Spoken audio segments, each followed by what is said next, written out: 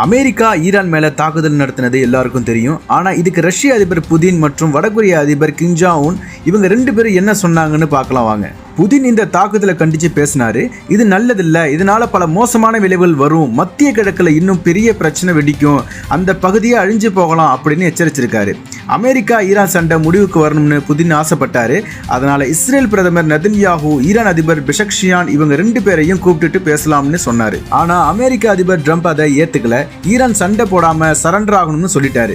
Iran BRICS அமைப்புல இருக்கிறதால Russia ஈரானுக்கு சப்போர்ட் பண்ணுச்சுன்னா இந்த சண்டை உலக அளவுல பரவி பெரும் பிரச்சனை ஆகலாம்னு அரசியல் அறிஞர்கள் பயப்படுறாங்க. வடகொரியாவும் அமெரிக்கா செஞ்ச தாக்குதலை கண்டிச்சது. ஈரானுக்கு நாங்க எப்பவும் துணை நிற்போம்னு ஆதரவு தெரிவிச்சிருக்காங்க. ஒரு நாட்டோட இறையாண்மையை மீறி தாக்குறது மனிதாபிமானத்துக்கு எதிரான குற்றம், இதை மன்னிக்கவே முடியாது அப்படின்னு சொன்னாங்க. அமெரிக்கா இஸ்ரேலுக்கு சப்போர்ட் பண்ணா ஈரான், ரஷ்யா, சீனா, வடகொரியான்னு ஒரு பெரிய டீமே இருக்கு. இது உலக அரசியல்ல ஒரு புது சண்டையா உருவாகி இருக்கு.